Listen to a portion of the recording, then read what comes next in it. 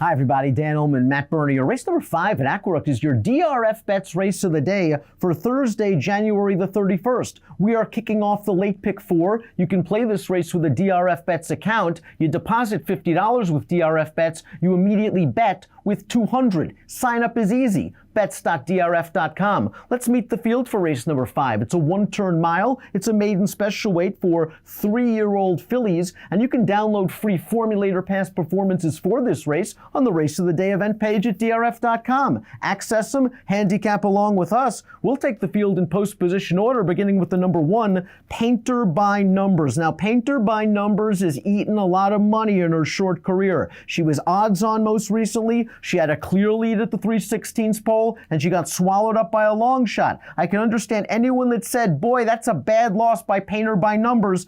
But going back and watching the race, I didn't think she broke well. I thought she was wide on the backstretch. She then angled down to the inside and got engaged in a pace duel. I think she did a lot of work early, and if she gets a little bit of an easier time with it, Matt, maybe Painter by Numbers can take this field gate to wire.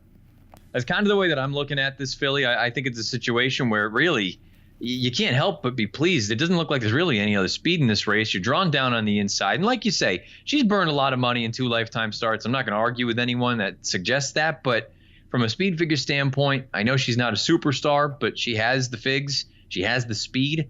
I think you've got one way to go if you're Eric Cancel. Timeform US agrees with us. We throw up the pace projector. There's the 1, Painter by Numbers, out there on the lead. I'm a little bit concerned about the one-turn mile. No worries with the sire, Painter, obviously. This dam, though, was a very precocious 2-year-old, multiple stakes place sprinter, but with a pace advantage, I'm hoping she can stay the mile. Again, I give her a little bit more credit for the last race than some other handicappers who thought she blew an easy lead. That's bad. I think she worked hard in that race.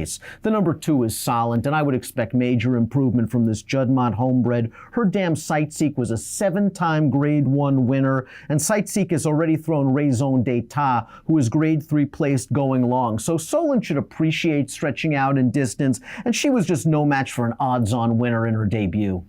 Well, and the other thing, too, is first time going out at a distance is probably too sharp for her, and then at 6.5 furlongs over a muddy track, they had a lot of things going against her. Now, the one thing that I'm a little bit concerned about, and I'm interested in what your thoughts are, you brought up Sightseek, and her credentials, can't argue with those. You brought up Raison d'Etat, who is a graded stakes place runner.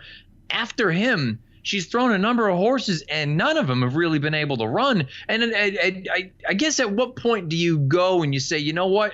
She clearly is just not passing on what she had, or even her sibling, who was a multiple graded stakes winner on the turf, was. That's a fair point. I'm not sure that Solent has to be Raison d'Etat or even Sightseek to win this race. She's competitive enough on the numbers. I think you made enough good points about her that the distance of the debut was too short. She was in against an odds-on winner. It was a muddy track. She's now stretching out for Chad Brown, and here's the formulator fact. Past 4 years with 3-year-olds only, making their second lifetime start, stretching out from a sprint to a route in maiden special weight on dirt, 7 for 14, 12 on the board. 282 ROI, ho-hum, it's a Chad Brown positive formulator fact. I would expect Solent to improve second time out. I wouldn't want to take too short of a price. The number 3 is a first-time starter for Todd Pletcher named Team Win by Malibu Moon, a solid debut stallion. The dam was stakes placed on the turf. She has foaled 1 winner from as many runners, and this is the family of Lido Palace, who was a really long-winded Grade 1 stakes winner a while back. So really no surprise that Todd Pletcher's debuting this horse going a mile, but it is a demanding debut distance, and I'm not sure this is really Todd's MO. No, and I kind of look at it and say there's a couple of things here outside of the fact that this is not necessarily a positive move for Pletcher over the past year, but the fact that this horse was down in South Florida and they choose to ship all the way up to Aqueduct to debut as opposed to run down at Gulfstream or even Tampa.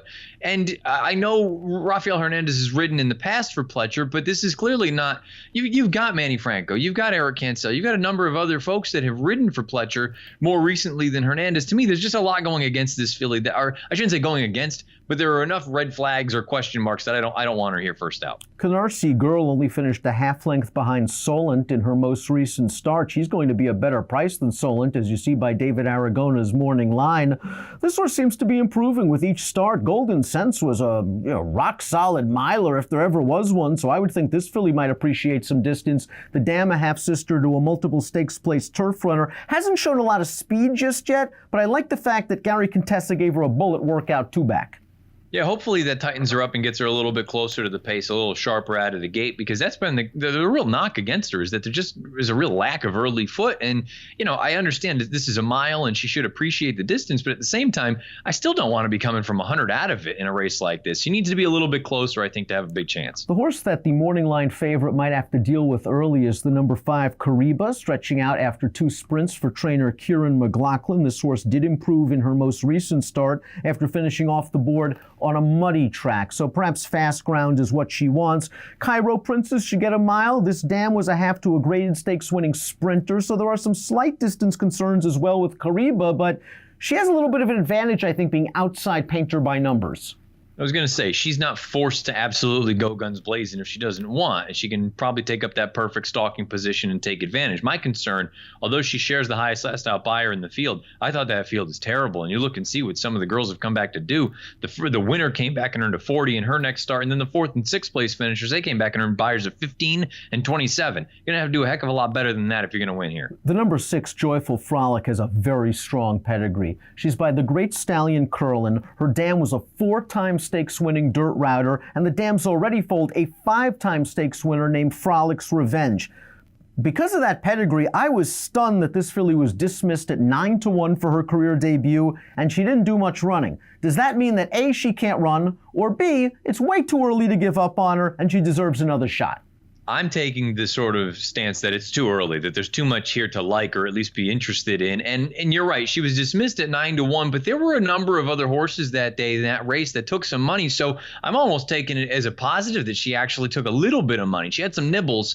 At the end of the day, I think she's going to improve here. I think the distance, obviously, they debuted her at a mile. That's not an easy thing for a horse to do. But the fact that she's already done that, admittedly in rather slow time, but the idea that that's actually what she wants. I think she's going to be a distance type of horse. To me, this is the kind of horse I want to use underneath at a big price. Stone Walker completes the field. I liked her debut over Muddy Going. It looked like she was going nowhere at the quarter pole. She re-rallied late in between horses. She galloped out nicely. That a filly that would appreciate added distance. I bet her second time out, and she was in that Joyful Frolic race. She just really couldn't get involved. She was one-paced. I'm beginning to look at her pedigree, and while her dam's a to a grade 1 place sprinter named Unbridled Express, I wonder if she's going to be a turf horse down the road. So while I'm off Stone Walker here, she probably wins.